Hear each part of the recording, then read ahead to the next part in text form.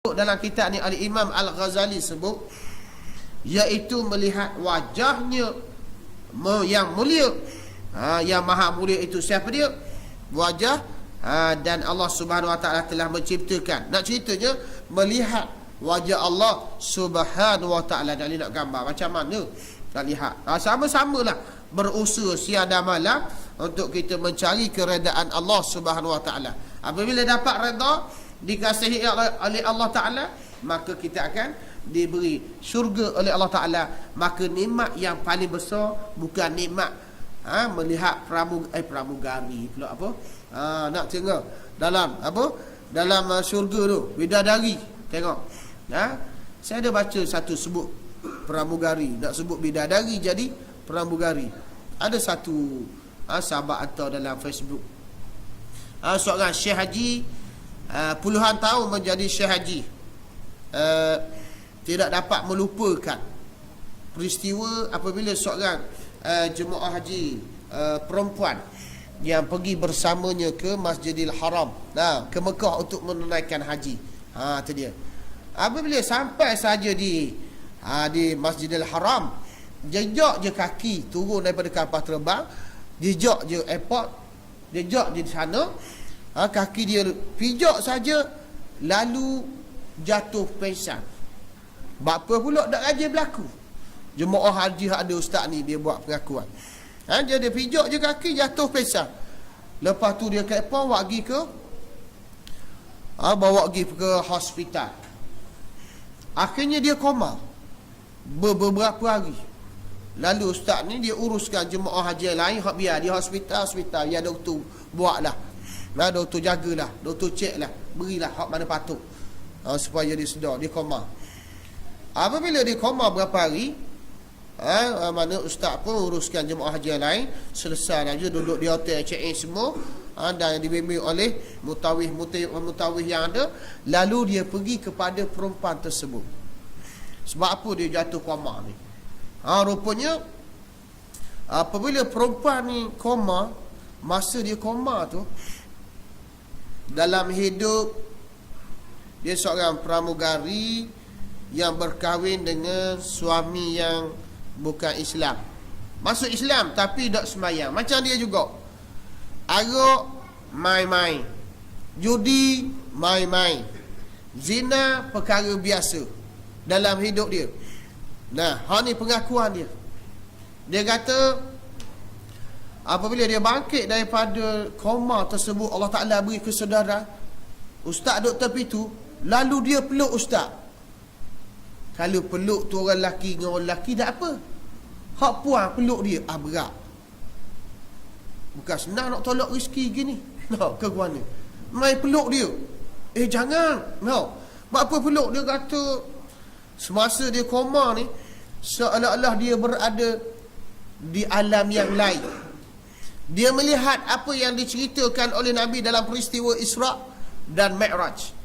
Bagaimana dia mendedah aurat, buah dadanya digantung di atas api neraka. Tengok. Bagaimana dia mendedah aurat, rambutnya diikat, ditarik, dibakar di atas api neraka. Sampai jatuh payudara. Payudara tu benda kopek. Kopek ni jatuh dalam api neraka. Walaupun panas api, dia ambil habis kopek hangus. Tak mula. Dahaga yang amat sangat, terpaksa dia minum air nanuh. Terhaga sangat masa dia koma. Banyak perkara yang dialami, akhirnya Allah Ta'ala beri kesedaran. Dia bangkit, dia tersedar daripada koma tersebut. Dia rasa lagi sakitnya kepala, sakitnya buah dadanya, sebab dicangkuk, dibakar, menggigil. Sebab apa jadi gini? Ustaz kata sebab masa hidup dia mendedah aurat. Ustaz, pesanlah kepada orang-orang yang mendedah aurat ni, tolong tutuplah. Kata sebab apa nak pergi Mekah? Jadi saya tengok orang ramai pergi Mekah, saya pun nak ikut attack. Main nak ikut attack. Dia tak semayang dia. Tapi daripada itulah dia mendapat kesedaran. Kalau kita mimpi, kita kena kata esok tak ada benda-benda. Tapi dalam masa dia koma ni, Allah gambarkan antara syurga neraka. Tempat dia tu, dia rasa tengok api yang panas mengazab dia, menyeksa dia. Dia minum air yang mendidih, dia minum bara api, dibakar. Dia cerita ke ustaz tu. Apa yang dicerita panjang. Panjang cerita dia. Apa yang dicerita oleh si pramugari tadi betul bertepatan apa yang Nabi cerita dalam peristiwa Isra dan Mi'raj. Lalu dia kata, ustaz, tolong kabarlah dalam ceramah ustaz, saya takut dah mulai saya ni, saya nak tutup aurat, saya nak ajak suami saya kembali kepada Islam. Dulu dia kafir, duduk dalam Islam, tapi duduk dalam Islam cara Islam jahil ke mana. Gitu. Nak ceritanya surga, kalau dia bubur dalam surga, apa ni bubur dalam neraka. Azab yang pedih, tidak terhingga. Dan seterusnya, Allah Ta'ala lebih sayang dia daripada dia koma. Dia sedar balik, lalu dia bertekad dan dia bertaubat untuk menghampiri dengan takarrabu ila Allah. Itu dia. Dan seterusnya, tak adalah nikmat yang paling besar ialah melihat wajah Allah Subhanahu Wa Ta'ala. Dan kita tengok gambar puan pun dok akak dok lawa dok. Tu dia. Saya kata dalam Facebook apa? Miss Malaysia yang dianjur di Pahang tu. Hak laki yo bapuk. Pertandingan gatu. Gatu bapuk, gatu cantik bapuk. Aku tengok pun kanja comel juga Natal ni pun. Sungguh. Dengan kopek tegang punggung dok 40 dok tawik. Pakar belah-belah. Dok tayang body. Nampak tu? Tu tengok, pertandingan bapuk. Mata biru hijau ada. Tengok. Ada wakil Terengganu tukang jual kepuk ya. Marilah makan kepuk Terengganu. Natang Jatang bulu. Hak Kelantan pula, hak Tiap Negeri buat pertandingan. Program yang Allahu Akbar. Nah, kita takut. Tu tengok gambar bapuk. Lawa dah. Tengok bidadari dalam surga. Bidadari ni nak royak. Kalau dia Allah Ta'ala izin, dia hulur betih peha dia ni, asal hulur habis hulur betih je. Ustaz Zul dak jumpa cari putih. Ustaz kereta pasar binjar. Putih terlepas. Nampak? Tok Bila dak jumpa cari mic dah. Nak jumpa dah dak betak. Jumpa kucing tukar takir tengok pun Allah. Nak ceritanya wajah dia boleh buat cermin. Bidadari ni dia minum air. Air yang dia minum nampak mengalir air melalui tekuk. Tak tahu nak bayar. Bidadari ni dia tak busuk macam bini kita. Bini kita busuk kotor. Nak masa busuk dah jauh kotor. Masa dekat peluk apa dia ke mana. Sebab dia tak ada ABC. Bidadari dia tak ada ABC. Allah beri cuti kan, head kan. Bidadari tak ada head. Bini kita ada head. Perempuan ada head. Kalau mengajar di sekolah, saya tanya cikgu dan pelajar, binatang apa dia nak jalan, dia kena keluar head dulu. Cikgu tak boleh tak jawab, anak murid dalam telapang gitu.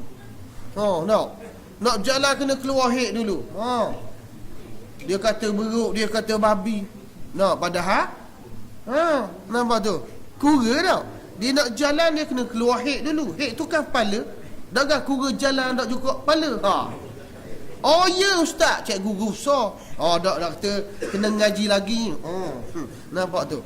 Orang puan dia ada head, ada nifah. Nak ceritanya. Lelaki tak ada. Tapi bidadari dalam syurga tak ada. Cerita.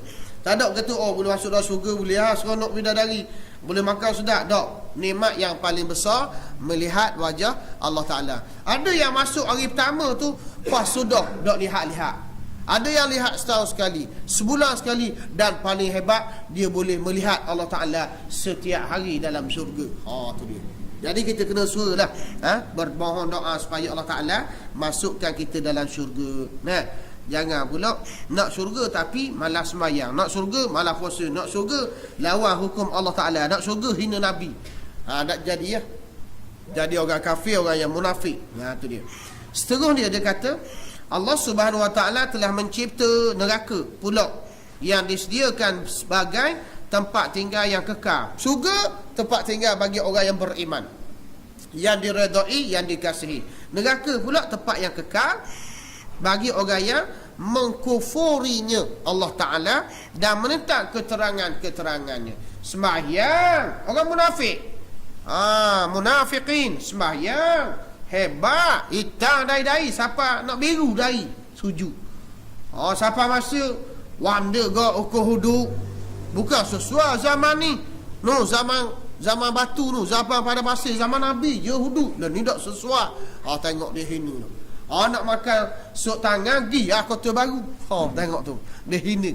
Buat apa kau? Nak cerita ni. Siapa yang hina keterangan hak Nabi royak gini, dia buat lain. Maka dia fail dalam hidup. Macam budak anak kita, guru matematik kata, Allah orang putih lah ni 5. Bahasa Inggeris bahasa Inggeris. Matematik 5 plus tak? 5 equal 10. Ke guna. 5 tambah 5 10. Kita ngaji dulu. Anak kita ngaji sekolah 5 plus 5 equal 10. Lepas 10 jatuh. 10 equal. Nak ceritanya, anak kita mana dia ikut betul-betul pelajaran cara cikgu buat 5 tambah 5 10. Dia betul. Betul. Dia akan ikut cikgu. Anak hang murid jenis panjang akal dia kata aku tak mau jawab 5. Aku tak mau jawab 10. Aku nak jawab 15. Okey, lulus dah anak murid gini. Fair.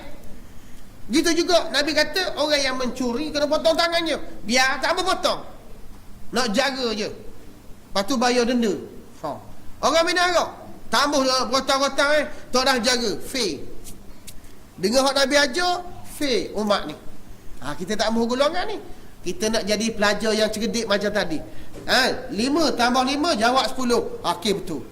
Ni tak mahu 5 tambah 5 tak mahu jawab 10. Dia nak jawab 25. Fair pelajar ni.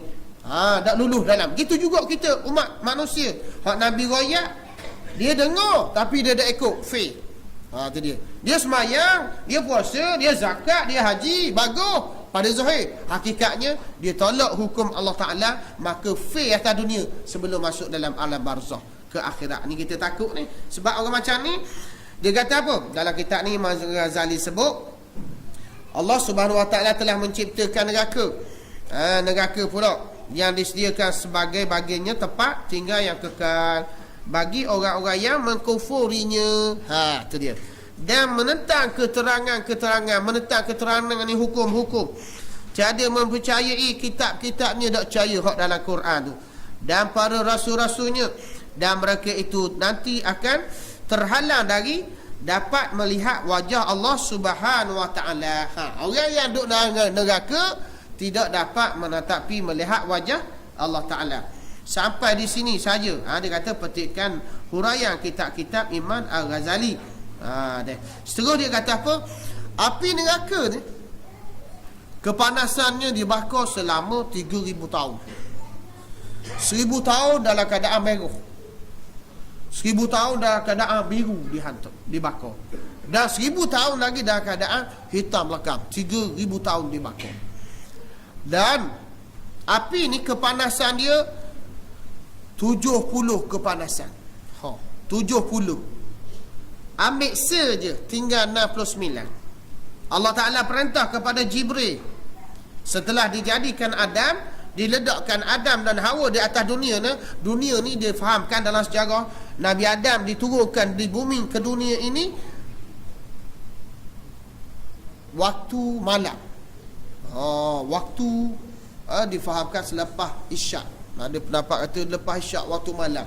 Dah ada tak masa tu api LLN? Ada tak masa tu? LLN lengok-lengok naik. TMB ada masa tu tak?